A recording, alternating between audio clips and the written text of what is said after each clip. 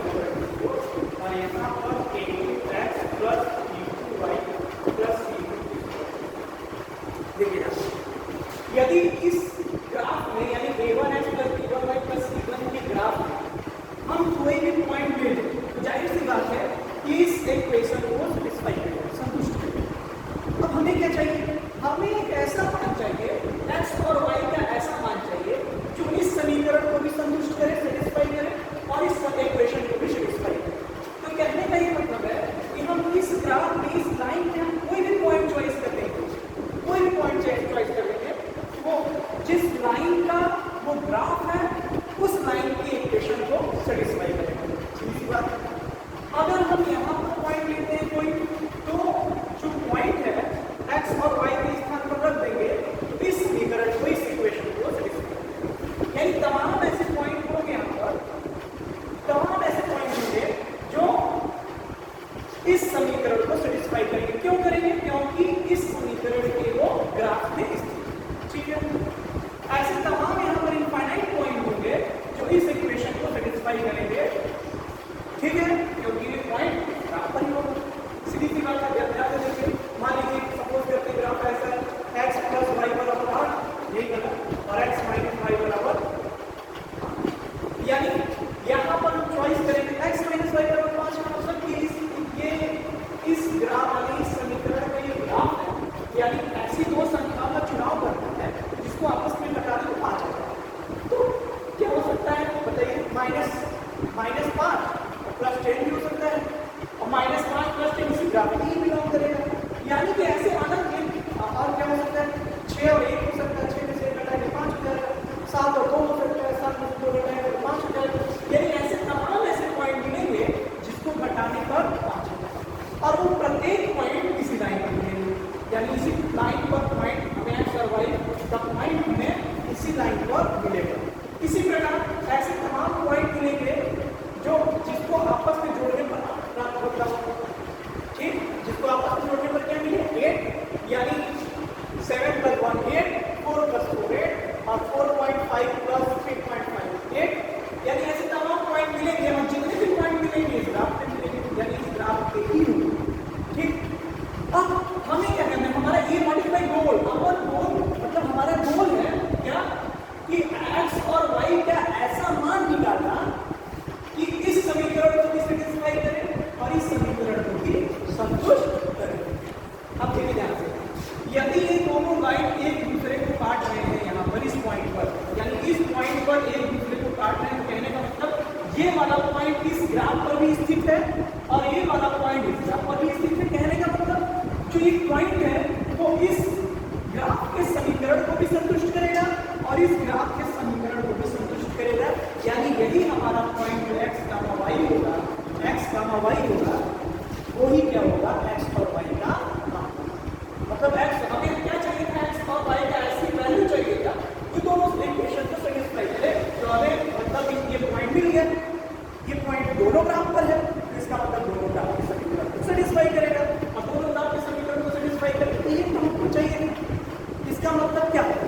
यदि ग्राफ कोई एक पॉइंट पर काटता है, यदि दो समीकरणों का ग्राफ किसी एक पॉइंट पर काटता है, तो वो पॉइंट ही हमारा क्या होगा? समझ आ रहा है? हाँ, ध्यान रखिए।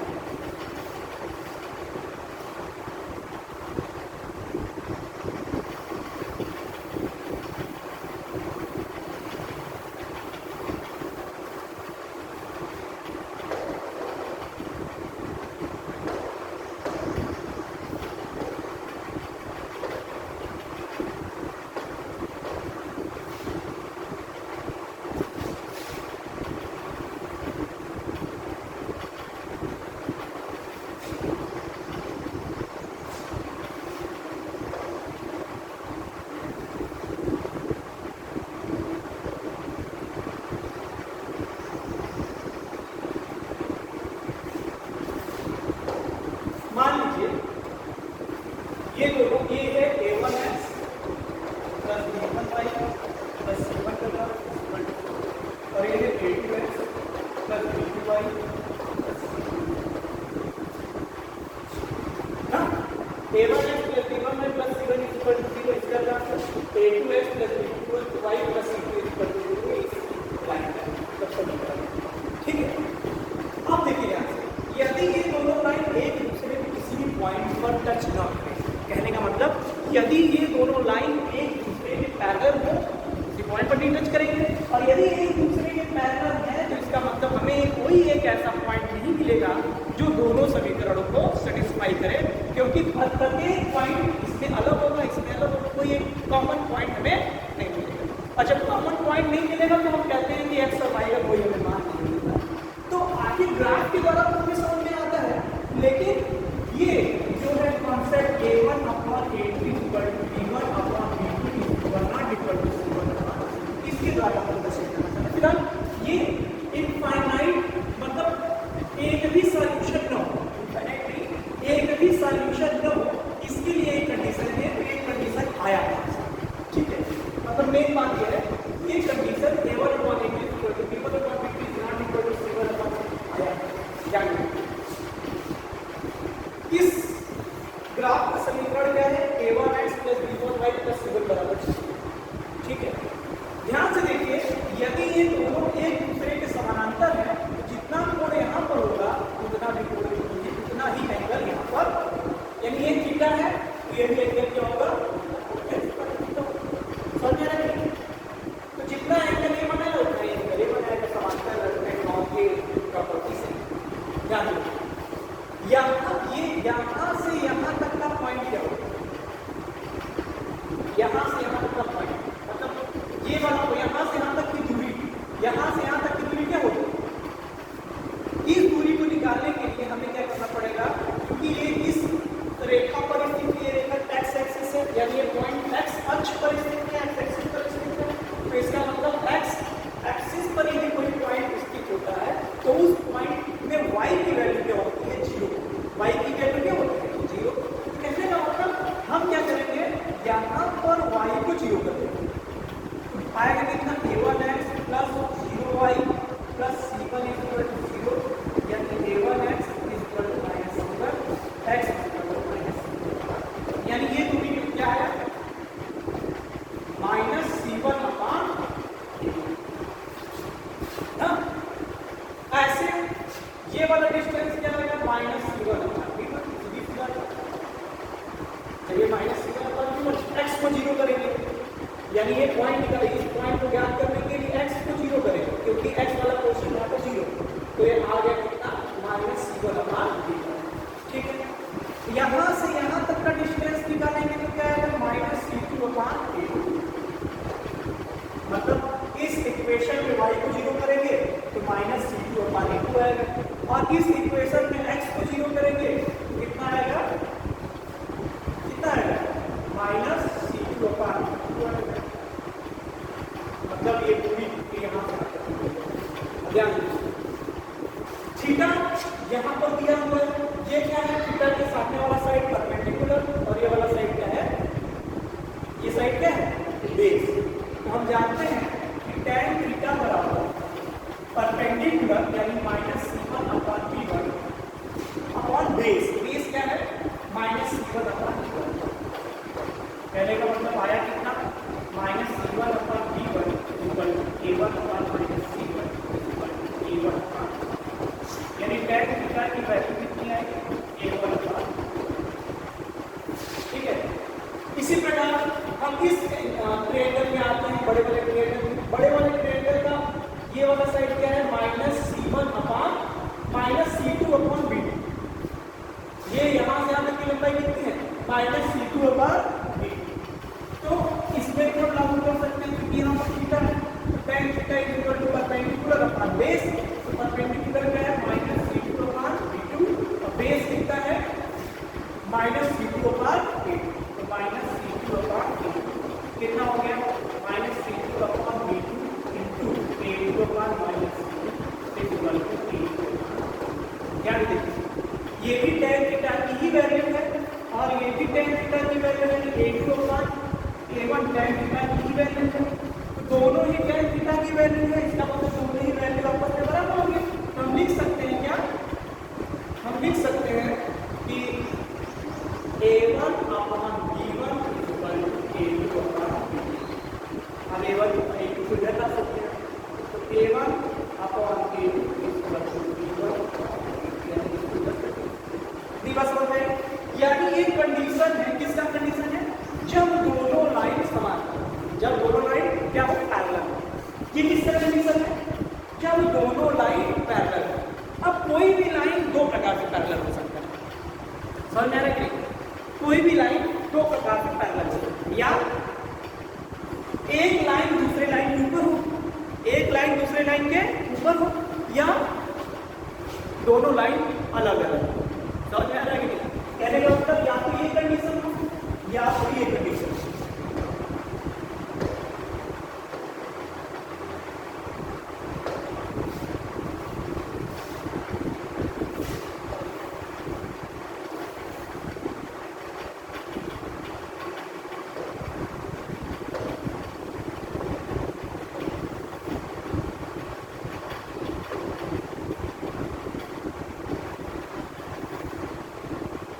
पहला कंडीशन या तो ऐसे ना, दूसरा कंडीशन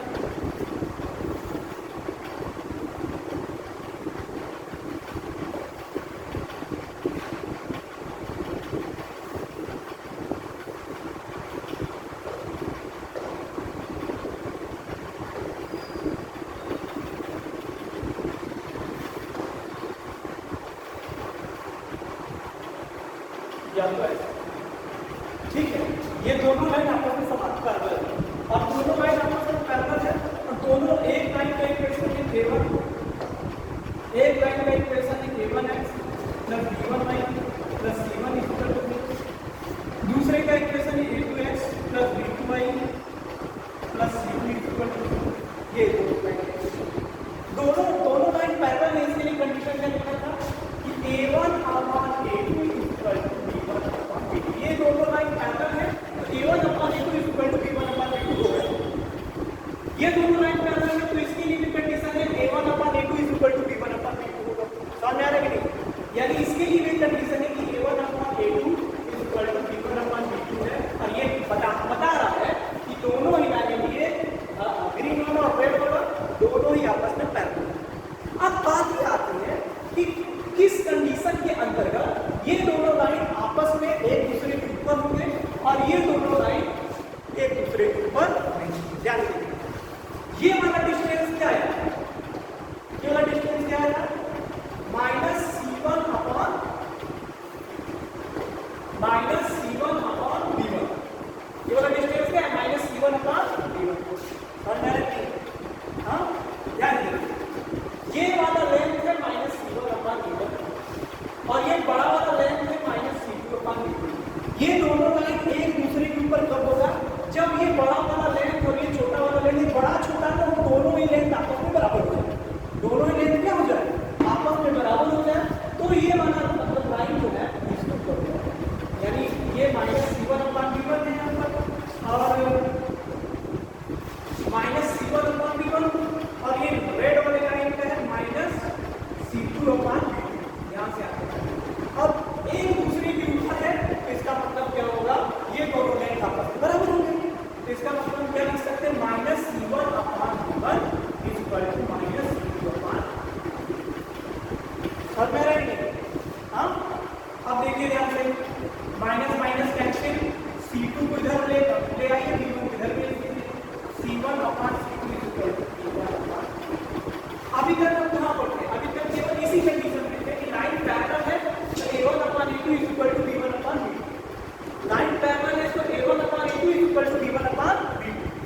ठीक। अब इसी लाइन, यदि लाइन पैरेलल है तो ये कंडीशन है, लेकिन यदि लाइन एक के ऊपर एक है तो ये कंडीशन भी फॉलो होना चाहिए, यानी V1/V2 इक्वल टू C1/C2। समझ में आ रहा है? अब देखिए दोनों कंडीशन को मिला दें। यदि लाइन पैरेलल है और एक के ऊपर एक है तो इसका मतलब A1/A2 equal to B1/B2 equal to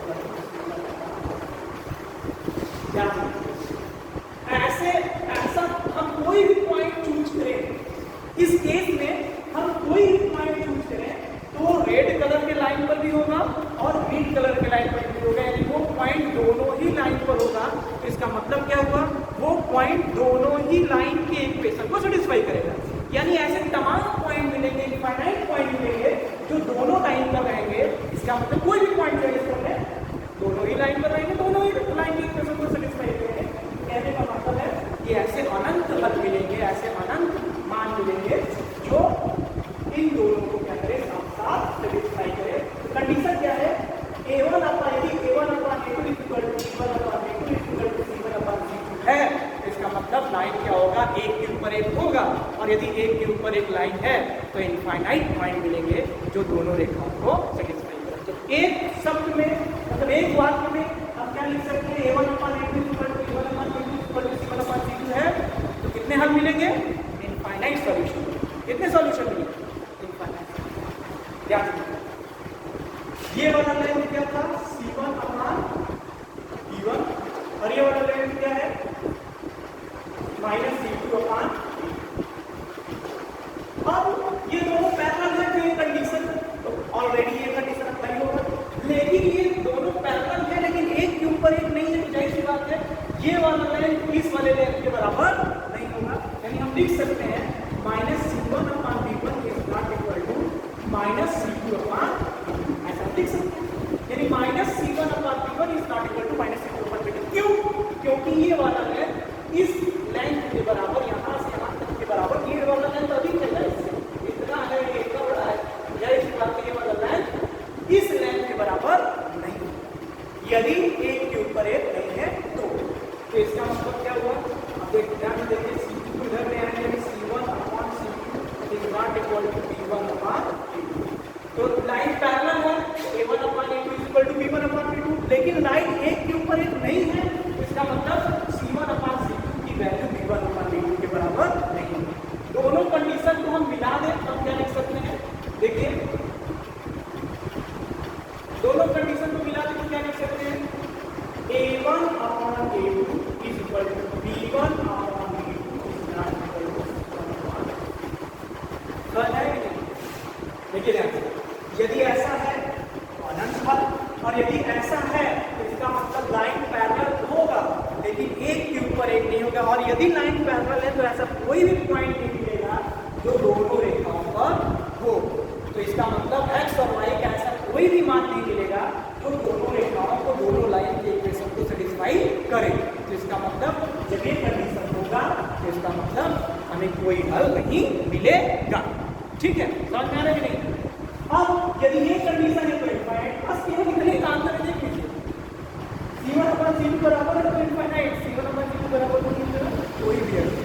ठीक, अब देखिएगा यदि लाइन पैरेलल है, जैसी बात एक कंडीशन अप्लाई होगा ना, A1/A2 is equal to B1/B2 होगा यदि लाइन पैरेलल है तो, और यदि लाइन पैरेलल नहीं है तो A1/A2 is not equal to B1/B2 हम लिख सकते हैं। तो कहने का मतलब यदि लाइन पैरेलल नहीं है तो A1/A2 is not equal to B1/B2 is not equal to C1/B2। और यदि लाइन पैरेलल नहीं है तो एक न एक पॉइंट पर वो जरूर काटेगा, और जिस पॉइंट पर काटेगा वो पॉइंट दोनों रेखाओं के समीकरण को क्या करेगा, सेटिस्फाई करेगा, और हमारा वही क्या हो जाएगा, सॉल्यूशन। इसका मतलब जब ऐसा कंडीशन है तो लाइन पैरेलल नहीं होगा, जब ऐसा कंडीशन है तो लाइन पैरेलल होगा और एक दूसरे के ऊपर होगा, और जब ऐसा कंडीशन है तो लाइन पैरेलल तो होगा लेकिन एक दूसरे के ऊपर नहीं होगा। तो कहने का मतलब क्या समझे, अब ध्यान से क्या समझे कहने का मतलब कि A1/A2 is not equal to B1/B2 is not equal to C1/C2। फिलहाल हम इसको ही देखते हैं, यदि ऐसा है, यदि ऐसा है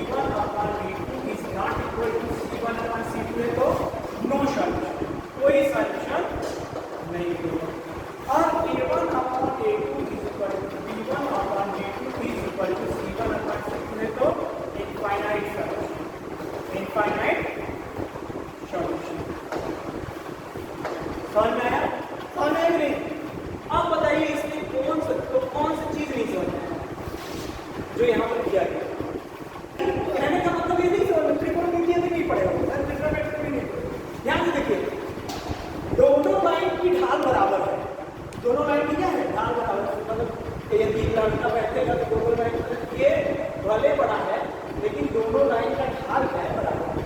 तो ढाल हमेशा निकालने के लिए हम लंब में आधार का भाग सकते हैं, ठीक है। यदि त्रिकोण मिति नहीं पड़े हो तो ढाल क्या होता है, ढाल निकालने के लिए हम लंब में आधार का करते हैं। तो लंब यानी ये हुआ, आधार यानी ये हुआ, या इसका ढाल निकालने के लिए हम माइनस C1/V1 में माइनस C1/V1 का भाग। तो tan थीटा का मतलब ढाल, tan थीटा का मतलब ढाल, तो tan थीटा बराबर minus C1/V1 upon minus C1/A1। तो ये ढाल कितना है, A1/V1। और इस लाइन का ढाल कितना है, इस लाइन का ढाल कितना है, तो इसका लंब ये है और इसका आधार ये है, यानी कि C2 minus C2/V2 upon minus C2/A2 यदि करेंगे तो कितना आएगा, A2/A2। दोनों लाइन का ढाल बराबर, भले ही ये छोटा है, ये बड़ा है, ये छोटा है, ये बड़ा है, लेकिन दोनों क्या है, सेम ढलान सेम, ठीक है, ढलान सेम। तो ढलान सेम, ढलान कैसे ज्ञात करते हैं, लंब में आधार का भाग। तो ढलान मतलब tan थीटा, tan थीटा का मतलब A1/V1 है और यहाँ पर tan थीटा A2/V2 है, क्योंकि दोनों ढलान सेम है। तो A1/V1 इक्वल टू A2/V2, तो इसे इधर भेजती है, इसे इधर भेजती है, A1/V2 हो गया। तो ये इसको कर रहा है कि दोनों का ढलान सेम है, दोनों का ढलान सेम है, इसका मतलब ये इंडिकेट कर रहा है कि दोनों लाइन क्या है, एक दूसरे के पैरेलल। ये बताया गया, जब दोनों लाइन एक दूसरे के पैरेलल है तो पैरेलल दो प्रकार के होते हैं। पैरेलल कितने प्रकार के होते हैं, दो प्रकार के, या दोनों लाइन एक दूसरे के ऊपर हो, या दोनों लाइन तो एक दूसरे के ऊपर। यदि दोनों लाइन एक दूसरे के ऊपर है तो दोनों लाइन के बीच वाला डिस्टेंस बराबर होगा, यानी minus C1/A1 is equal to minus C1/V1 का, minus C1/V1 is equal to minus C2/V2। क्यों, क्योंकि दोनों लाइन एक दूसरे के ऊपर है, फिर वाला डिस्टेंस बराबर होगा। और यदि दोनों लाइन एक दूसरे के ऊपर नहीं है तो ये वाला डिस्टेंस बराबर नहीं है, minus C1/V1 is not equal to minus C2/V2। तो इसका मतलब यदि ऐसा है कोई सॉल्यूशन नहीं मिलेगा, यानी minus C1/C2 is not equal to V1/V2 पहले तो यही था, लाइन पैरेलल होने का प्रतिबंध है, और V1/V2 अब किसके बराबर नहीं है, C1/C2 के बराबर नहीं है। तो यदि एक कंडीशन निकला तो दोनों लाइन पैरेलल तो होगा लेकिन एक दूसरे को नहीं निकालेगा। और यदि निष्कर्ष निकला A1/A2 is equal to C1/V2 और यहाँ C1/C2 is equal to V1/V2, तो हम V1/V2 is equal to C1/C2 लिख सकते हैं, एक इक्वल। तो A1/A2 is equal to V1/V2 is equal to C1/C2। तो इसका मतलब ये दोनों लाइन पैरेलल होंगे और एक के ऊपर एक करेंगे, यानी ऐसा तमाम पॉइंट मिलेगा जो दोनों लाइन के ऊपर होगा, दोनों लाइन के इस केस में, ठीक है।